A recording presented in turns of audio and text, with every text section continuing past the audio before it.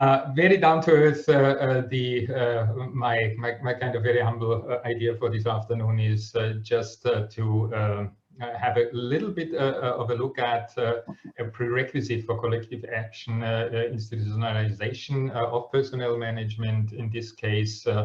And I was posing actually myself two questions. On the one hand, what are pillars of personal management's institutionalization, if you look a little bit over time, and how are current developments affecting institutionalization? And I'll kind of deal with those two issues in turn. Let's have a quick look at the pillars. There is a very nice article by Hasselblad and Kalinikos, a very traditional kind of straightforward view on what it takes, what are crucial aspects of institutionalization, and I added a fourth one, so the limitation of ideals, specification of tasks, etc., and development of action models and measurement are the three things mentioned by Hasselblad and Kalinikos. But I think that requires also becoming visible, and so I added that as a fourth one, and we'll go through that very briefly. Becoming visible, I mean, it's pretty obvious if you look at the US and if you look at parts of Europe, and as far as we have information on that, up to about 1900, yeah, there were some first instances, but especially on the individuals like employment clerks, organizers, but nothing like an institutionalized department, maybe with a few exceptions. Some of them are mentioned in writings of that time. I went through a 1908 version of the New Encyclopedia. Also some hints in Europe, but until 1900, I think not very much. After that, there was, one could call, growing momentum in the developments of becoming visible as a department, as something that could be seen as part of a kind of quote-unquote collective actor. And I think that's mainly due to four, or let's call it 4+1 developments, a contextual development, because around World War II, both in Europe and in the United States, the availability of labor force changed dramatically on various fronts, and there were four very important conceptual developments: scientific management, the industrial welfare movement, leading to social secretaries, with a number of companies having such social secretaries. Then Hugo Münsterberg's works Psychologie und das Wirtschaftsleben from 1912 and Grundzüge der Psychotechnik 1914, which kind of offered up a new way of thinking, and the whole industrial democracy movement, something worked out by Bruce Kaufman in his contributions on John Commons and his work. So there is some kind of visibility at the latest from then on as one of the prerequisites. In terms of ideals, I've looked through some of the early works again. I had, didn't even know, but I kind of realized after taking over this task, I had a very early edition of Tietz and Metcalf's work, not the original one from I think 1920 or 21, but the second edition from 1933. And if you look through this, and I've kind of listed here on the transparencies and a number of other works up to recent times, about what is there that personnel administration, personnel management, human resource management, the labels vary, of course, over time.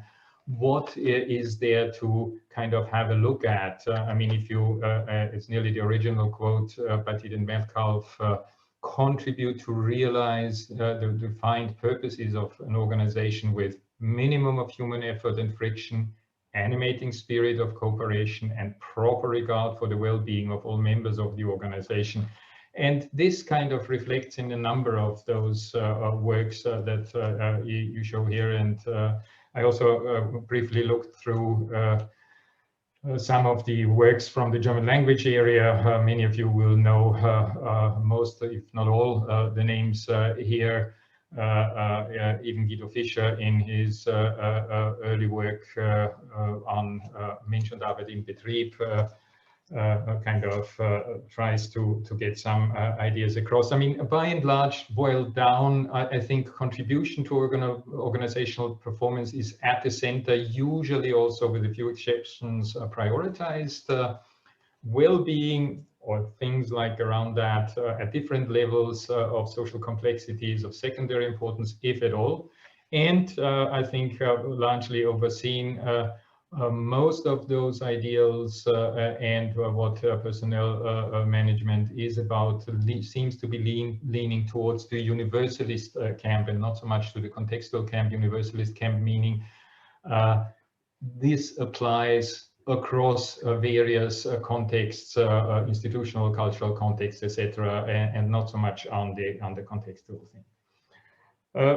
Looking at tasks, items, and social roles and their relationships as another pillar that was mentioned, it seems to be the case as a very interesting contribution by Thornthwaite.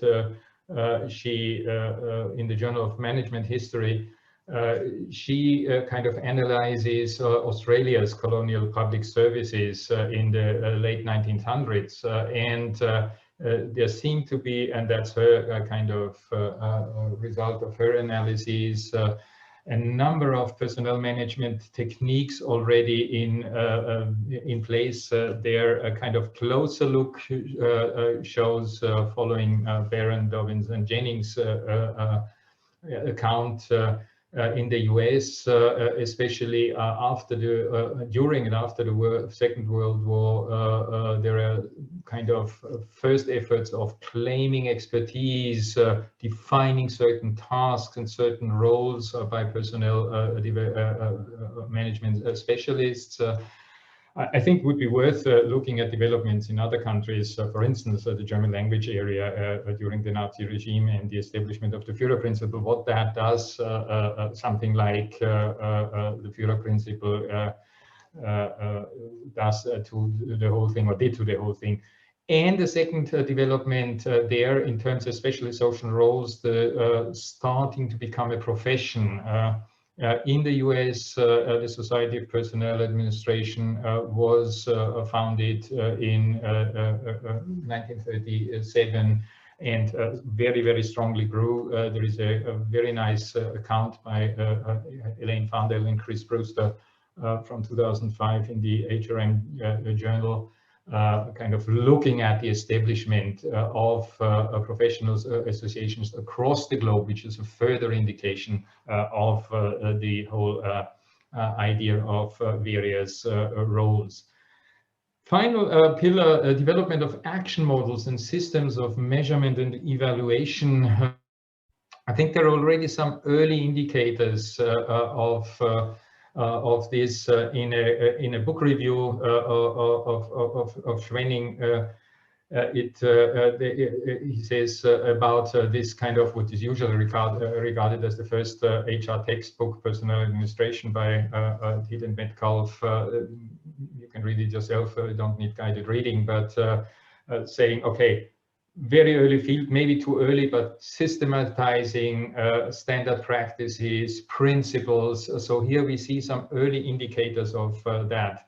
Later on, and I'm making now a big jump, of course, I mean, you have very established professional associations, for instance, which look at exactly that action models and partially also systems of evaluation, competency models, HR standards. Here the example of the Austrian or the largest Austrian personnel association formulated with the typical areas and what should be done here, in these various areas or standards as it mentions. More recent developments, I mean, especially linked, but not only, but especially linked also to technological developments. You've got the whole debate about human capital management, which tries to evaluate, to assess existing HR practices, and more lately HR metrics and HR analytics that go very, very deeply. We are based on statistical analysis, based on the information technology that we have available, and looking at various processes. So that's one thing. And I think more lately linked to the large availability of algorithms, of rankings. We heard about the Measurement Society. You kind of have a number of efforts to kind of rank each and everything. And I think embodied computing, one of the kind of very late developments, very recent developments, embodied computing relating to kind of tangible technologies that are tied to the body, on the body, in the body, digested, around the body. You see some examples here which offer up new, and at least for old farts like myself, rather varying elements and possibilities to measure, to judge, and to evaluate. Having said all that, the second part of the question is, okay, here we see these are pillars, there is this institutionalization going on. Where do we go from here? How will the institutionalization be affected in the future? I mean, all of you, I guess, are aware of the exact wording is disputed, of Mark Twain's kind of saying about the exaggeration of his death, looking at personnel departments, HR departments. I mean, it's very obvious. This is from the latest Granite study, where, among others, the International Executive Report asks, how do you have in your organization, larger organizations, or more than 200 employees, do you have HR departments? And you see, yeah, in the majority, yes, despite some kind of claims to the contrary. But I think more interesting is what are kind of potential antecedents of the institutionalization that we can see. And Christine Oliver, in her 1992 piece in Work Studies, kind of mentions some of the pressures that can lead to deinstitutionalization. And I think we can have some forces that we can identify that lead maybe to overall a weakening of the institutionalization.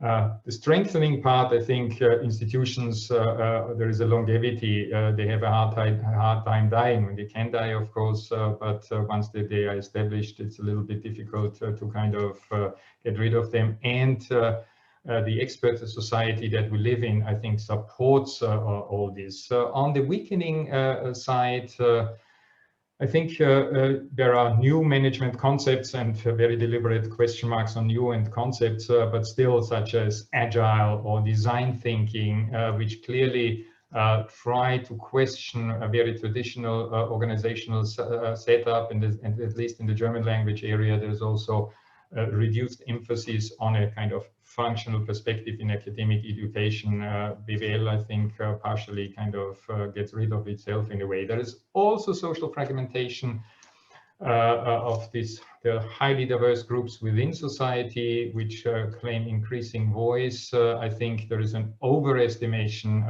especially by elite groups of the workforce, about their individual bargaining power. And very traditional, deep-rooted skepticism of non-productive units, or about non-productive units in general, and about personnel management in particular. If you kind of very briefly look at this quote that I think very to the point, just another minute or so, I'm looking at Tobias, so I'm nearly finished, 15 minutes and 30 seconds. I got the clock running, so no worries. And if you look at that, and who said that when, well, it was somebody born in Vienna in Karlsgraben, and you're familiar with him. And Peter Drucker said that more than half a century ago. So this kind of skepticism is still, I think, alive and well. And also mentioned by Christine Oliver, and kind of performance crisis questions, institutionalized areas. And after 20 plus years of the research on the HR performance link, which with, I think, very, very sobering results. So I would argue there are forces that weaken all this. Of course, there is a caveat. All the factors are two-edged swords. I know they can also go into and partially go into the other directions. And of course, as always, making predictions is something we do very frequently, but most of the time we, as the expert, get it wrong. Thanks.